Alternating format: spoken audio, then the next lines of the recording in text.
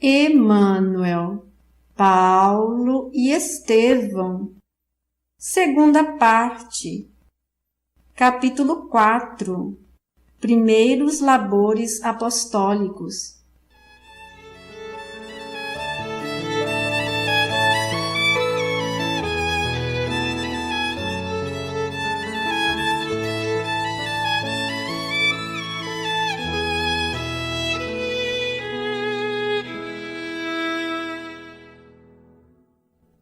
Transformado em rude operário, Saulo de Tarso apresenta notável diferença fisionômica.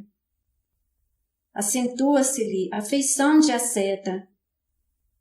Os olhos, contudo, denunciando o homem ponderado e resoluto, revelam igualmente uma paz profunda e indefinível. Compreendendo que a situação não lhe permite idealizar grandes projetos de trabalho, contenta-se em fazer o que é possível.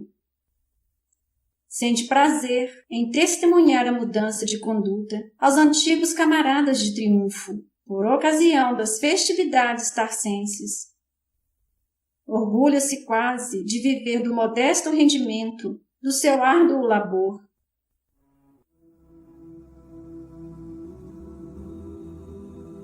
Vezes várias, ele próprio atravessava as praças mais frequentadas, carregando pesados fardos de pelo caprino. Os conterrâneos admiravam a atitude humilde, que é agora o seu traço dominante. As famílias ilustres contemplam-no com piedade. Todos os que o conheceram na fase áurea da juventude não se cansam de lamentar esta transformação. A maioria trata-o como alienado pacífico. Por isso nunca faltam encomendas ao tecelão das proximidades do Tauro. A simpatia dos seus concidadãos, que jamais lhe compreenderiam integralmente as ideias novas, tem a virtude de amplificar seu esforço, aumentando-lhe os parcos recursos. Ele, por sua vez, vive tranquilo e satisfeito.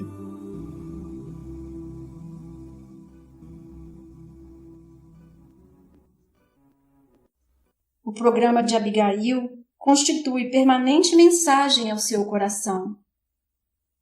Levanta-se todos os dias, procurando amar a tudo e a todos. Para prosseguir nos caminhos retos, trabalha ativamente. Se lhe chegam desejos ansiosos, inquietações para intensificar suas atividades, fora do tempo certo, sabe esperar. Se alguém dele se compadece, se outros o apelidam de louco, desertor ou fantasista, procura esquecer a incompreensão alheia com o perdão sincero, refletindo nas vezes muitas que, também ele, ofenderam os outros por ignorância. Está agora sem amigos, sem afetos, suportando os desencantos da soledade que, se não tem companheiros carinhosos, também não necessita temer os sofrimentos oriundos das amizades infiéis. Procura encontrar no dia o colaborador valioso que não lhe subtrai as oportunidades. Com ele, tece tapetes complicados, barracas e tendas, exercitando-se na paciência indispensável aos trabalhos outros, que ainda o esperam nas encruzilhadas da vida. A noite é a bênção do espírito. A existência corre sem outros pormenores de maior importância, quando um dia é surpreendido com a visita inesperada de Barnabé. O ex-levita de Chipre encontra-se em Antioquia, a braços com sérias responsabilidades. A igreja ali fundada reclama a cooperação de servos inteligentes.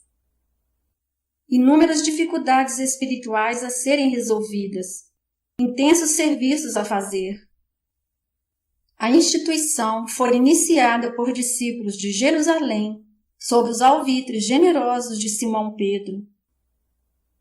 O ex-pescador de Cafarnaum pondera que deveriam aproveitar o período de calma, no capítulo das perseguições, para que os laços do Cristo fossem dilatados.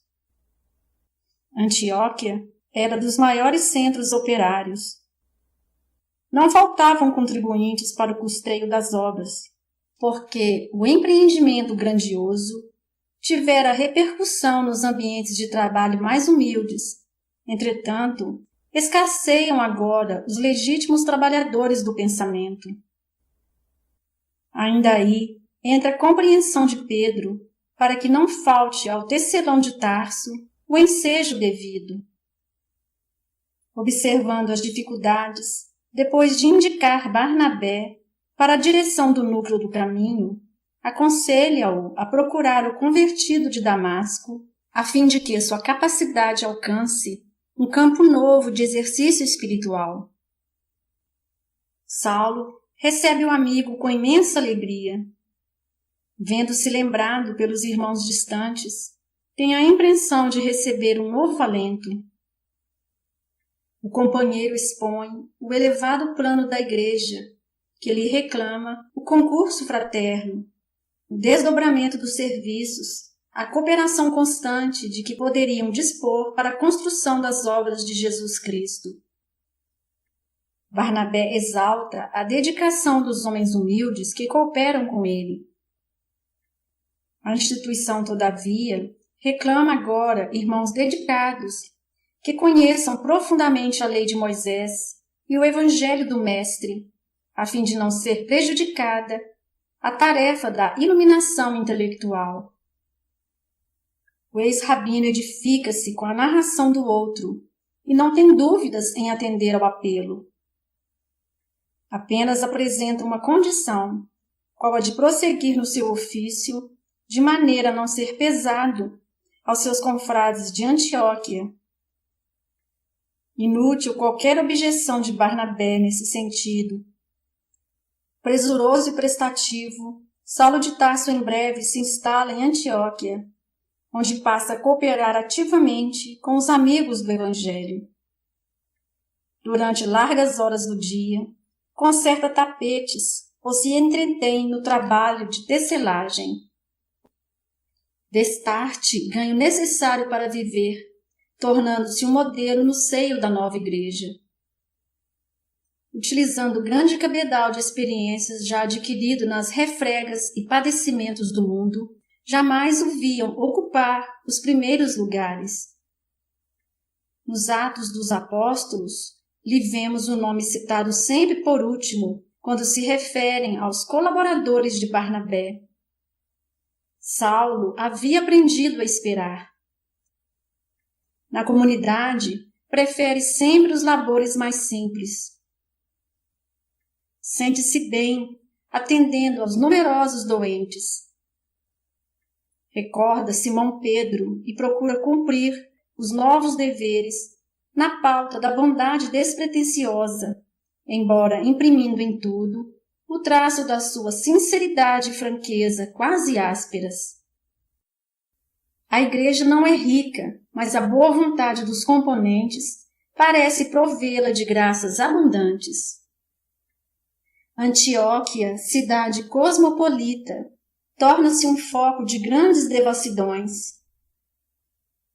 Na sua paisagem feitada de mármores preciosos, que deixam entrever a opulência dos habitantes, prolifera toda espécie de abusos. Os fortunosos entregam-se a prazeres licenciosos desenfreadamente. Os bosques artificiais reúnem assembleias galantes, onde criminosa tolerância caracteriza todos os propósitos. A riqueza pública enseja grandes possibilidades às extravagâncias. A cidade está cheia de mercadores que se guerreiam sem tréguas, de ambições inferiores, de dramas passionais.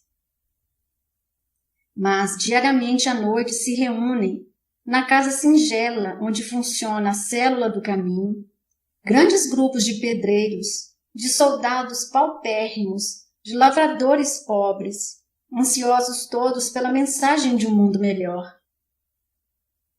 As mulheres de condição humilde comparecem igualmente em grande número. A maioria dos frequentadores interessam-se por conselhos e consolações, remédios para as chagas do corpo e do espírito.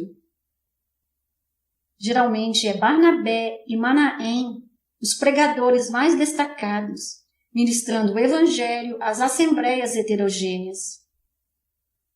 Saulo de Tarso limita-se a cooperar. Ele mesmo nota que Jesus, por certo, havia recomendado absoluto recomeço em suas experiências.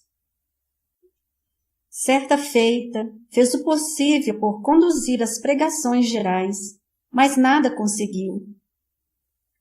A palavra, tão fácil noutros tempos, parece retrair-se-lhe na garganta.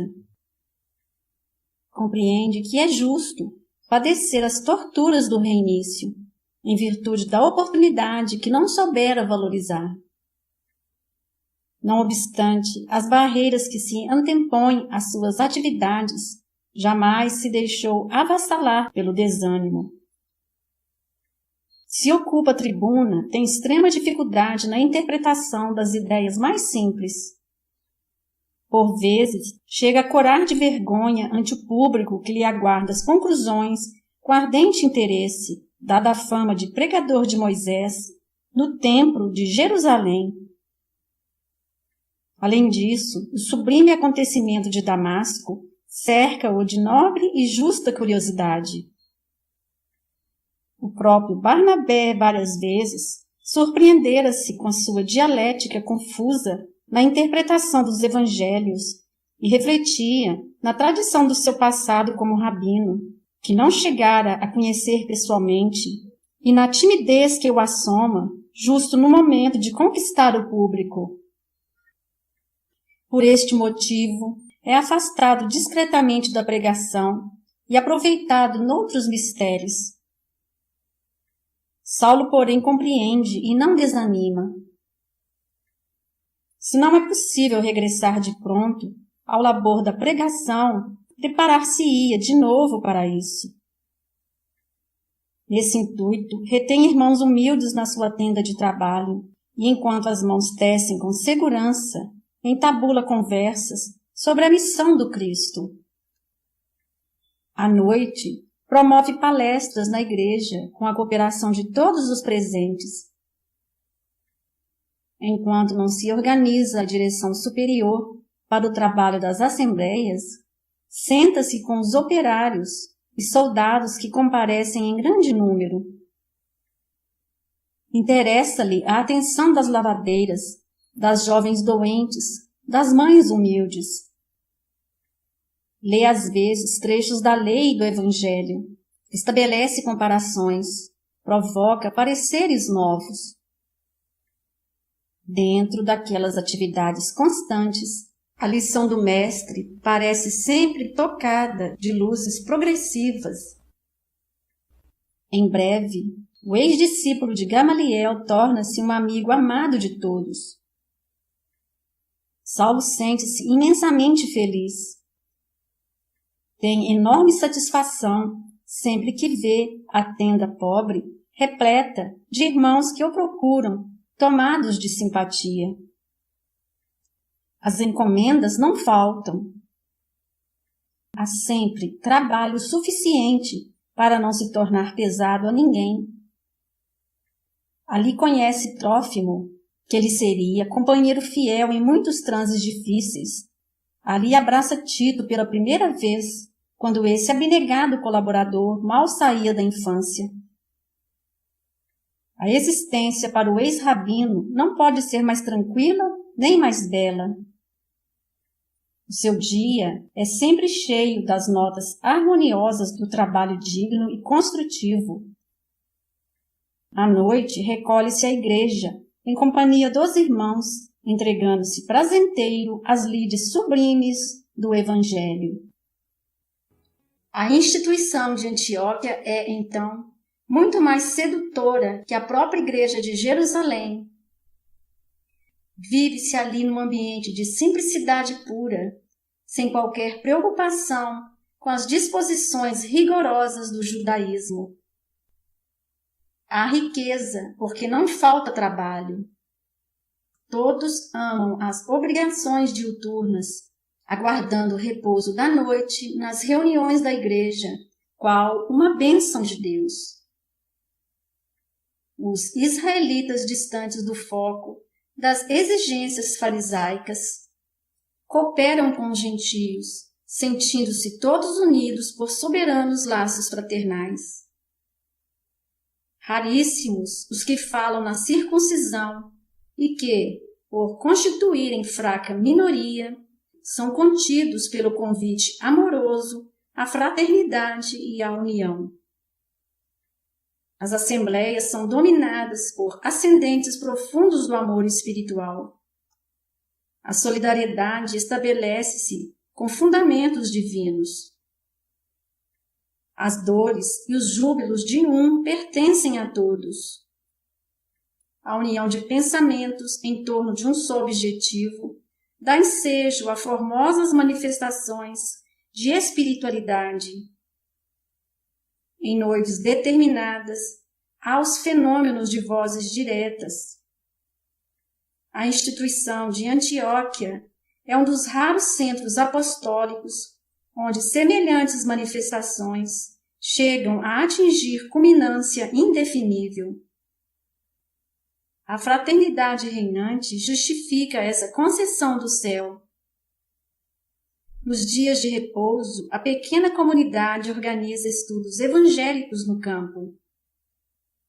A interpretação dos ensinos de Jesus é levada a efeito em algum recanto ameno e solitário da natureza, quase sempre às margens do Orontes. Saulo encontra em tudo isso um mundo diferente. A permanência em Antioquia é interpretada como um auxílio de Deus. A confiança recíproca, os amigos dedicados, a boa compreensão constituem alimento sagrado da alma. Procura valer-se da oportunidade, a fim de enriquecer o celeiro íntimo. A cidade está repleta de paisagens morais menos dignas, mas o grupo humilde dos discípulos anônimos aumenta sempre em legítimos valores espirituais. A igreja torna-se venerável por suas obras de caridade e pelos fenômenos de que se constitui organismo central. Viajantes ilustres visitam-na cheios de interesse. Os mais generosos fazem questão de lhe amparar os encargos de benemerência social. É aí que surge, certa vez, um médico muito jovem, de nome Lucas. De passagem pela cidade, aproxima-se da igreja animado por sincero desejo de aprender algo de novo. Sua atenção se fixa, de modo especial, em Saulo, que fermenta as opiniões antes que Barnabé empreenda a abertura dos trabalhos. Essas atitudes de Saulo, evidenciando a preocupação generosa de ensinar e aprender simultaneamente, impressionam-no a ponto de apresentar-se ao ex-rabino, desejoso de ouvi-lo com mais frequência. Pois não, diz o apóstolo satisfeito. Minha tenda está às suas ordens. E enquanto permanece na cidade, ambos se empenham diariamente em proveitosas palestras concernentes ao ensino de Jesus. Retomando aos poucos seu poder de argumentação, Saulo de Tarso não tarda a incutir no espírito de Lucas as mais sadias convicções. Desde a primeira entrevista, o hóspede de Antioquia não mais perde uma só daquelas assembleias simples e construtivas. Lucas, na véspera de partir, faz uma observação que modificaria para sempre a denominação dos discípulos do Evangelho. Barnabé havia terminado os comentários da noite, quando o médico toma a palavra para despedir-se. Fala emocionado e, por fim, considera acertadamente: Irmãos, afastando-me de vós, levo o propósito de trabalhar pelo Mestre, empregando nisso todo o cabedal de minhas fracas forças. Não tenho dúvida alguma quanto à extensão deste movimento espiritual. Para mim, ele transformará o mundo inteiro. Entretanto, pondero a necessidade de imprimirmos a melhor expressão de unidade às suas manifestações. Quero referir-me aos títulos que nos identificam à comunidade. Não vejo na palavra caminho uma designação perfeita que traduz o nosso esforço. Os discípulos do Cristo são chamados viajores, peregrinos, caminheiros, mas há viandantes e estradas de todos os matizes. O mal tem igualmente os seus caminhos. Não seria mais justo chamarmos-nos cristãos uns aos outros? Esse título nos recordará a presença do Mestre, nos dará energia em seu nome e caracterizará de modo perfeito as nossas atividades em concordância com seus ensinos.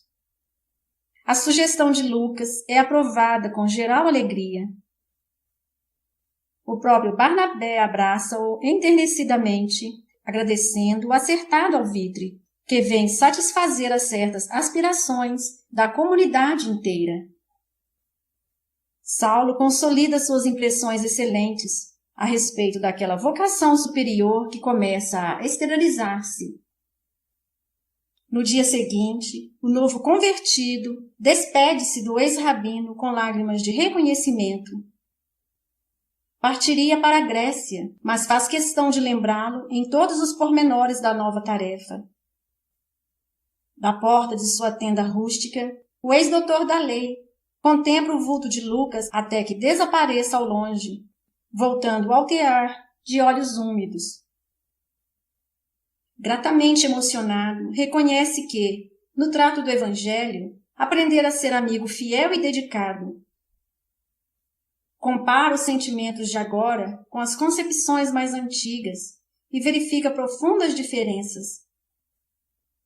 Outrora, suas relações se prendiam a conveniências sociais. Os afeiçoados vinham e seguiam, sem deixar grandes sinais em sua alma vibrátil. Agora, o coração renovara-se em Jesus Cristo, tornara-se então mais sensível, em contato com o divino. As dedicações sinceras esculpem-se nele para sempre. O alvitre de Lucas estende-se rapidamente a todos os núcleos evangélicos, inclusive Jerusalém, que o recebe com especial simpatia. Dentro de breve tempo, em toda parte, a palavra cristianismo substituía a palavra caminho. A igreja de Antioquia continua oferecendo as mais belas expressões evolutivas. De todas as grandes cidades afluem colaboradores sinceros. As assembleias estão sempre cheias de revelações. Numerosos irmãos profetizam, animados pelo Espírito Santo. É aí que Ágabo, grande inspirado pelas forças do plano superior, recebe a mensagem referente às tristes provações de que Jerusalém seria vítima. Os orientadores da instituição ficam sobremaneira impressionados. Por insistência de Saulo, Barnabé expede um mensageiro a Simão Pedro, enviando notícias e exortando-o à vigilância. O emissário regressa, trazendo a impressão de surpresa do ex-pescador, que agradecia os apelos generosos. Com efeito, daí a meses, um portador da igreja de Jerusalém chega apressadamente a Antioquia, trazendo notícias alarmantes e dolorosas. Em longa missiva, Pedro relata a Barnabé os últimos fatos que o acabrunhavam. Escrevia na data em que Tiago, filho de Zebedeu, sofrera a pena de morte em grande espetáculo público. Herodes Agripa não lhe havia tolerado as pregações cheias de sinceridade e apelos justos. O irmão de João vem da Galileia com a primitiva franqueza dos anúncios do novo reino. Inadaptado ao convencionalismo farisaico, leva muito longe o sentido de suas exortações profundas.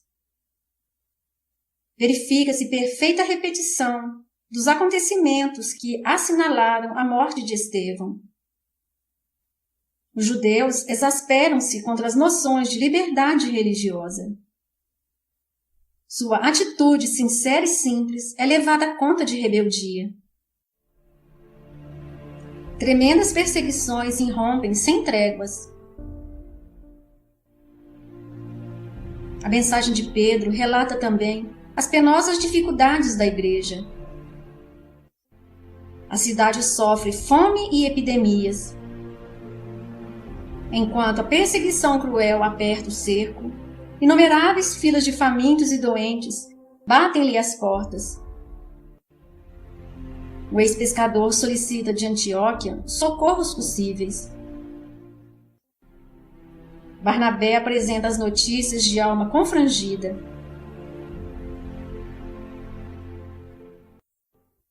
A laboriosa comunidade solidariza-se de bom grado para atender a Jerusalém. Recolhidas as cotas de auxílio, o ex-levita de Chipre prontifica-se a ser o portador da resposta da igreja. Barnabé, porém, não pode partir só.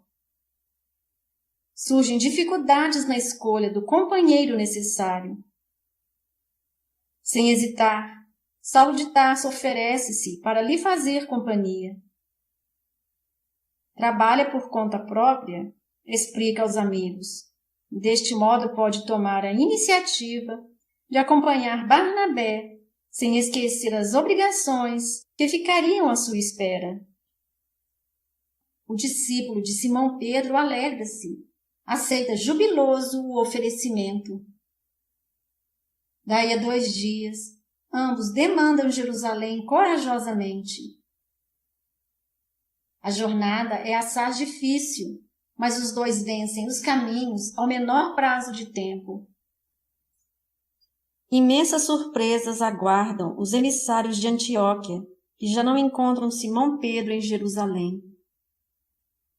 As autoridades haviam efetuado a prisão do ex-pescador de Cafarnaum, logo após a dolorosa execução do filho de Zebedeu.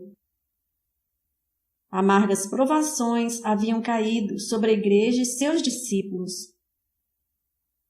Saulo e Barnabé são recebidos especialmente por Prócoro, que os informa de todos os sucessos.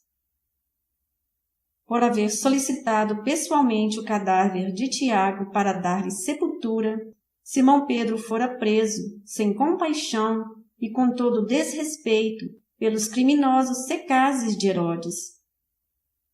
Mas, dias depois, um anjo visitara o cárcere do apóstolo, restituindo-o à liberdade. O narrador refere-se ao feito com os olhos fulgurantes de fé. Conta o júbilo dos irmãos quando Pedro surge à noite, com o relato da sua libertação. Os companheiros mais ponderados induzem-no, então, a sair de Jerusalém e esperar na igreja incipiente de Jope a normalidade da situação. Prócoro conta como o apóstolo relutara em aquecer a esse alvitre dos mais prudentes. João e Filipe haviam partido. As autoridades apenas toleravam a igreja em consideração à personalidade de Tiago, que pelas suas atitudes de profundo ascetismo impressionava a mentalidade popular, criando em torno dele uma atmosfera de respeito intangível. Na mesma noite da libertação, por atender-lhe a insistência, Pedro é conduzido à igreja pelos amigos. Deseja ficar despreocupado das consequências, mas quando vê a casa cheia de enfermos, de famintos, de mendigos andrajosos, houve de ceder a Tiago a direção da comunidade e partir para Jope, a fim de que os pobrezinhos não tivessem a situação agravada por sua causa. Saulo mostra-se grandemente impressionado com tudo aquilo. Junto de Barnabé, trata logo de ouvir a palavra de Tiago, filho de Alfeu. O apóstolo recebe-os de bom grado, mas podem-se-lhe notar, desde logo, os receios e inquietações. Repete as informações de Prócoro em voz baixa, como se temesse a presença de delatores. Alega a necessidade de transigência com as autoridades. Invoca o procedente da morte do filho de Zebedeu. Refere-se às modificações essenciais que introduzira na igreja. Na ausência de Pedro, criara novas disciplinas. Ninguém pode ouvir falar do Evangelho sem referir-se à lei de Moisés. As pregações só podem ser ouvidas pelos circuncisos. A igreja está equiparada às sinagogas. Saulo e o companheiro ouvem-no com grande surpresa. Entregam-lhe em silêncio o auxílio financeiro de Antioquia. A ausência eventual de Simão transformara a estrutura da obra evangélica. Aos dois recém-chegados tudo parece inferior e diferente. Barnabé, sobretudo, nota algo em particular. É que o filho de Alfeu, elevado à chefia provisória, não os convida para se hospedarem na igreja.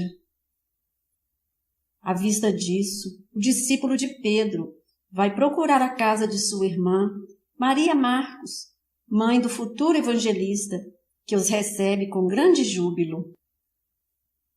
Saulo sente-se bem no ambiente de fraternidade pura e simples. Barnabé, por sua vez, reconhece que a casa da irmã se tornara o ponto predileto dos irmãos mais dedicados ao Evangelho. Ali se reúnem à noite às ocultas, como se a verdadeira igreja de Jerusalém houvesse transferido sua sede para um reduzido círculo familiar. Observando as assembleias íntimas do santuário doméstico, o ex-rabino recorda a primeira reunião de Damasco. Tudo é afabilidade, carinho, acolhimento. A mãe de João Marcos é uma das discípulas mais desassombradas e generosas. Reconhecendo as dificuldades dos irmãos de Jerusalém, não vacila em colocar seus bens à disposição de todos os necessitados, nem hesita em abrir as portas para que as reuniões evangélicas, em sua feição mais pura, não sofram solução de continuidade. A palestra de Saulo impressiona vivamente. Seduzem-na, sobretudo, as descrições do ambiente fraternal da igreja antioquiana, cujas virtudes Barnabé não cessa de grossar instantemente. Maria expõe ao irmão seu grande sonho. Quer dar o filho, ainda muito jovem, a Jesus. De há muito vem preparando o menino para o apostolado. Todavia, Jerusalém afoga-se em lutas religiosas sem tréguas. As perseguições surgem e ressurgem. A organização cristã da cidade experimenta profundas alternativas. Só a paciência de Pedro consegue manter a continuidade do ideal divino. Não seria então melhor que João Marcos se transferisse para Antioquia junto do tio? Barnabé não se opõe ao plano da irmã entusiasmada. O jovem, a seu turno, segue as conversações mostrando-se satisfeito. Chamado a opinar, Saulo percebe que os irmãos deliberam sem consultar o interessado. O rapaz acompanha os projetos sempre jovial e sorridente. É aí que o ex-doutor da lei, profundo conhecedor da alma humana, desvia a palavra, procurando interessá-lo mais diretamente. João, Diz bondosamente: sentes de fato verdadeira vocação para o ministério? Sem dúvida. Confirma o adolescente algo perturbado. Mas como defines teus propósitos? Torna a perguntar o ex-rabino. Penso que o ministério de Jesus é uma glória. Responde um tanto acanhado, sob o exame daquele olhar ardente e inquiridor. Saulo reflete um instante e sentencia: Teus intuitos são louváveis, mas é preciso não esqueceres que a mínima expressão de glória mundana apenas chega após o serviço. Se assim acontece no mundo, que não será com trabalho para o reino do Cristo? Mesmo porque na terra todas as glórias passam e a de Jesus é eterna. O jovem anota a observação e, embora desconcertado pela profundez dos conceitos, acrescenta: Sinto-me preparado para os labores do Evangelho e, além disso, mamãe faz muito gosto que eu aprenda os melhores ensinamentos nesse sentido, a fim de tornar-me um pregador das verdades de Deus. Maria Marcos olha para o filho cheia de maternal orgulho. Saulo percebe a situação, tem um dito alegre e depois acentua: Sim, as mães sempre nos desejam todas as glórias deste e do outro mundo. Para elas, nunca haveria homens perversos. Mas, no que nos diz respeito, convém lembrar as tradições evangélicas. Ainda ontem, lembrei a generosa inquietação da esposa de Zebedeu, ansiosa pela glorificação dos filhinhos. Jesus lhe recebeu os anseios maternais, mas não deixou de lhe perguntar se os candidatos ao reino estariam devidamente preparados para beber do seu cálice. E ainda agora, vimos que o cálice reservado a Tiago continha vinagre tão amargo quanto o da cruz do Messias. Todos silenciam, mas Saulo continua em tom prazenteiro, modificando a impressão geral. Isso não quer dizer que devamos desanimar ante as dificuldades para aliciar as glórias legítimas do reino de Jesus. Os obstáculos renovam as forças. A finalidade divina deve representar nosso objetivo supremo. Se assim pensares, João, não duvido de teus futuros triunfos. Mãe e filho sorriem tranquilos. Ali mesmo, combinam a partida do jovem em companhia de Barnabé. O tio discorre ainda sobre as disciplinas indispensáveis, o espírito de sacrifício reclamado pela nobre missão. Naturalmente, se Antioquia representa um ambiente de profunda paz, é também um núcleo de trabalhos ativos e constantes. João precisa esquecer qualquer expressão de esmorecimento para entregar-se de alma e corpo ao serviço do Mestre, com absoluta compreensão dos deveres mais justos. O rapaz não hesita nos compromissos, sob o olhar amoroso de sua mãe, que lhe busca amparar as decisões com a coragem sincera do coração devotado a Jesus. Dentro de poucos dias, os três demandam a formosa cidade do Orontes. Enquanto João Marcos extasia-se na contemplação das paisagens, Saulo e Barnabé entretêm-se em longas palestras relativamente aos interesses gerais do Evangelho. O ex-rabino volta sumamente impressionado com a situação da igreja de Jerusalém. Deseja sinceramente ir até Jope para avistar-se com Simão Pedro. No entanto, os irmãos dissuadem-no de o fazer. As autoridades mantêm-se vigilantes. A morte do apóstolo chegara a ser reclamada por vários membros do Sinédrio e do Templo. Qualquer movimento mais importante no caminho de Jope pode dar aso à tirania dos prepostos herodianos. Francamente, Diz Saulo a Barnabé, mostrando-se apreensivo. Regresso de ânimo quase abatido aos nossos serviços de Antioquia. Jerusalém dá impressão de profundo desmantelo e acentuada indiferença pelas lições do Cristo. As altas qualidades de Simão Pedro, na chefia do movimento, não me deixam dúvidas, mas precisamos cerrar fileiras em torno dele. Mais que nunca me convenço da sublime realidade de que Jesus veio ao que era seu, mas não foi compreendido. Sim, Obtempera o ex-levita de Chipre, desejoso de dissipar as apreensões do companheiro. confio antes de tudo no Cristo, depois espero muito de Pedro.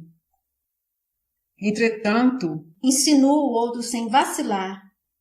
precisamos considerar que em tudo deve existir uma pauta de equilíbrio perfeito. Nada poderíamos fazer sem o Mestre, mas não é lícito esquecer que Jesus instituiu no mundo uma obra eterna e, para iniciá-la, escolheu 12 companheiros. Certo, estes nem sempre corresponderam à expectativa do Senhor, contudo, não deixaram de ser os escolhidos. Assim também precisamos examinar a situação de Pedro. Ele é, sem contestação, o chefe legítimo do colégio apostólico, por seu espírito superior, afinado com o pensamento do Cristo, em todas as circunstâncias, mas de modo algum poderá operar sozinho. Como sabemos, dos 12 amigos de Jesus, 4 ficaram em Jerusalém com residência fixa. João foi obrigado a retirar-se. Filipe, compelido a abandonar a cidade com a família. Tiago volta aos poucos para as comunidades farisaicas. Que será de Pedro se lhe faltar a cooperação devida? Barnabé parece meditar seriamente. Tenho uma ideia que me parece vir de mais alto. Diz o ex-doutor da lei, sinceramente comovido. E continua. Suponho que o cristianismo não atingirá seus fins se esperarmos tão só dos israelitas cristalizados no orgulho da lei. Jesus afirmou que seus discípulos viriam do Oriente e do Ocidente. Nós, que pressentimos a tempestade, e eu principalmente, que a conheço nos seus paroxismos por haver desempenhado o papel de verdugo, precisamos atrair esses discípulos. Quero dizer, Barnabé, que temos necessidade de buscar os gentios onde quer que se encontrem. Só assim reintegrar-se-á o movimento em função de universalidade. O discípulo de Simão Pedro faz um movimento de espanto. O ex-rabino percebe o gesto de estranheza e pondera de modo conciso. É natural prever com isso muitos protestos e lutas enormes. No entanto, não consigo vislumbrar outros recursos.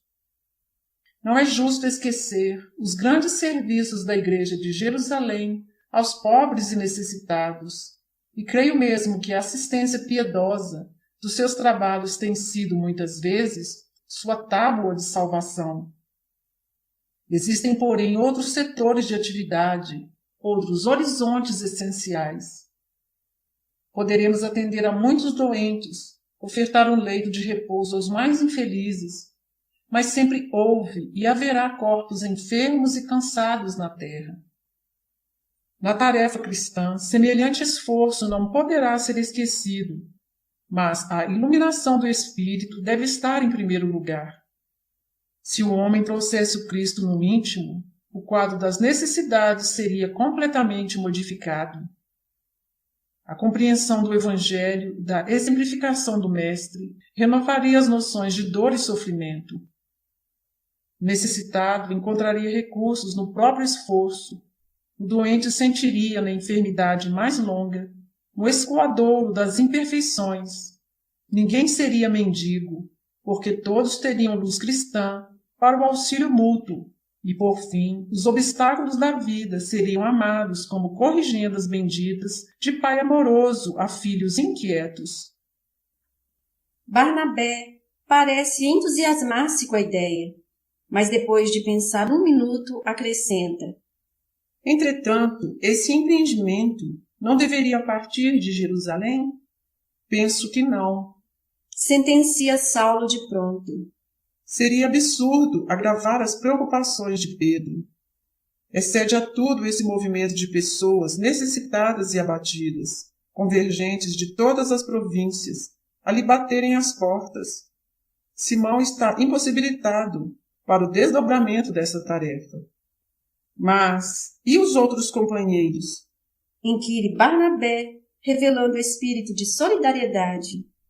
Os outros, certo, hão de protestar, principalmente agora, que o judaísmo vai absorvendo os esforços apostólicos.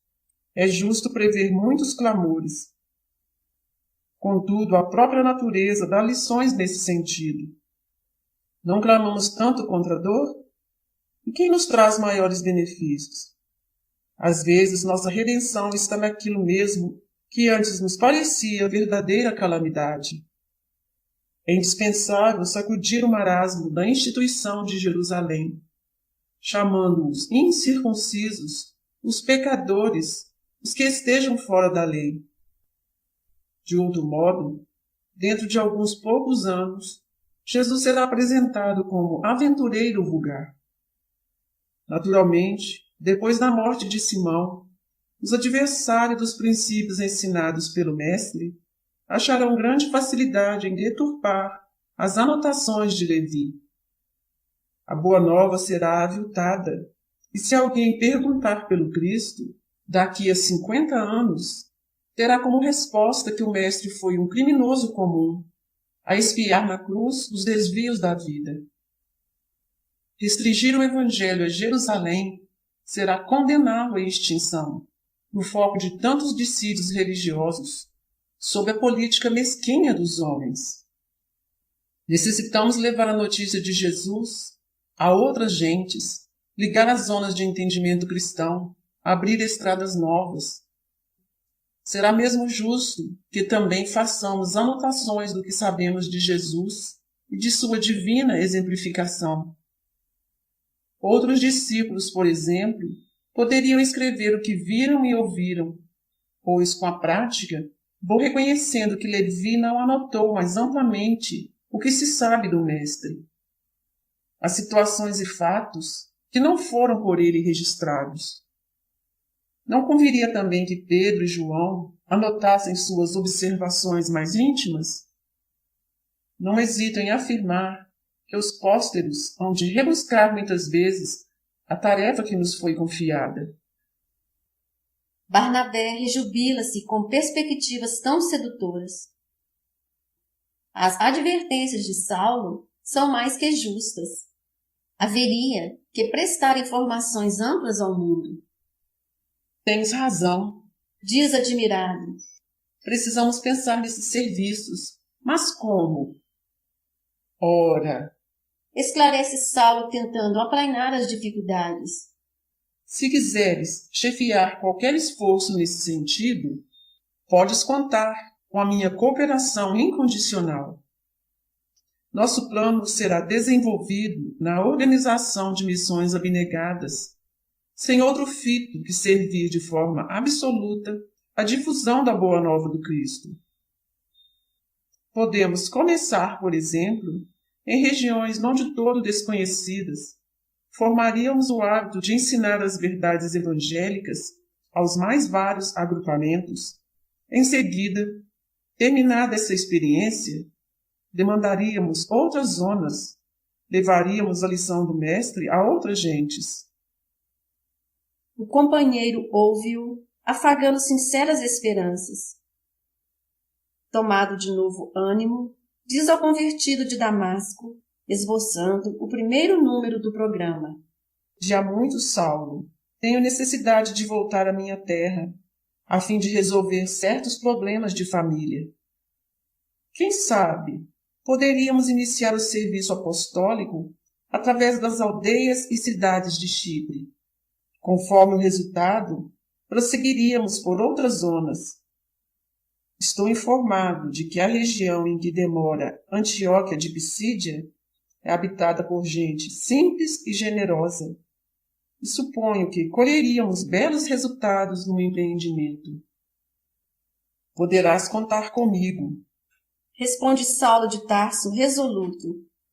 A situação requer o concurso de irmãos corajosos, e a Igreja do Cristo não poderá vencer com o comodismo. Comparo o Evangelho a um campo infinito em que o Senhor nos deu a cultivar. Alguns trabalhadores devem ficar ao pé dos mananciais, velando-lhes a pureza. Outros revolvem a terra em zonas determinadas.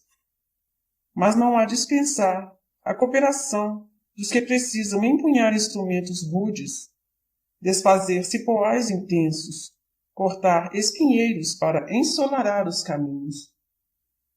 Barnabé reconhece a excelência do projeto, mas considera: Todavia, temos ainda a examinar a questão do dinheiro. Tenho alguns recursos, mas insuficientes para atender a todas as despesas. Por outro lado, não seria possível sobrecarregar as igrejas. Absolutamente. Adianta o ex-rabino. Onde estacionarmos, poderei exercer o meu ofício. Por que não? Qualquer aldeia paupérrima tem sempre teares de aluguel. Montarei então uma tenda móvel. Barnabé acha graça no expediente e pondera: Teus sacrifícios não serão pequenos. Não receias as dificuldades imprevisíveis? Por quê? Interroga Saulo com firmeza. Certo, se Deus não me permitiu a vida em família, foi para que me dedicasse exclusivamente ao seu serviço. Por onde passarmos, montaremos a tenda singela. E onde não houver tapetes a consertar e a tecer, haverá sandálias. O discípulo de Simão Pedro fica entusiasmado. O resto da viagem é dedicado aos projetos da futura excursão. Há, entretanto, uma coisa a considerar. Além da necessidade de submeter o plano à aprovação da Igreja de Antioquia, é indispensável pensar no jovem João Marcos. Barnabé procura interessar o sobrinho nas conversações. Em breve, o rapaz se convence que deverá incorporar-se à missão, caso a Assembleia Antioquiana não a desaprove. Interessa-se por todas as minúcias do programa tracejado. Seguiria o trabalho de Jesus, fosse onde fosse. E se houver muitos obstáculos? Pergunta Saulo avisadamente. Saberei vencê-los, responde João convicto. Mas é possível venhamos a experimentar dificuldades sem conta. Continua o ex-rabino, preparando-lhe o espírito. Se o Cristo, que era sem pecado, encontrou uma cruz entre apodos e flagelos, quando ensinava as verdades de Deus, que não devemos esperar em nossa condição de almas frágeis e indigentes? Hei de encontrar as forças necessárias. Saulo contempla-o, admirado na firme resolução que suas palavras deixam transparecer, e observa: Se deres um testemunho tão grande como a coragem que revelas, não tenho dúvidas quanto à grandeza de tua missão. Entre confortadoras esperanças, o projeto termina com formosas perspectivas de trabalho para os três. Na primeira reunião, depois de relatar as observações pessoais concernentes à Igreja de Jerusalém, Barnabé expõe o plano à Assembleia, que o ouve atentamente. Alguns anciães falam da lacuna que se abrirá na Igreja, expõe o desejo de que não se quebre o conjunto harmonioso e fraternal. No entanto, o orador volta a explicar as necessidades novas do Evangelho. Pinta os quadros de Jerusalém com a fidelidade possível, faz a súmula de suas conversações com Saulo de Tarso e salienta a conveniência de chamar novos trabalhadores ao serviço do mestre. Quando trata o problema com toda a gravidade que lhe é devida, os chefes da comunidade mudam a atitude. Estabelece-se o acordo geral. De fato, a situação explanada por Barnabé é muito séria. Seus pareceres veementes são mais que justos. Se perseverar o marasmo nas igrejas, o cristianismo irá estar destinado a perecer. Ali mesmo, o discípulo de Simão recebe a aquiescência irrestrita e, no instante das preces, a voz do Espírito Santo se faz ouvir no ambiente de simplicidade pura, inculcando fossem Barnabé e Saulo destacados para a evangelização dos gentios. Aquela recomendação superior, aquela voz que provinha dos arcanos celestes, ecoa no coração do ex-rabino como um cântico de vitória espiritual.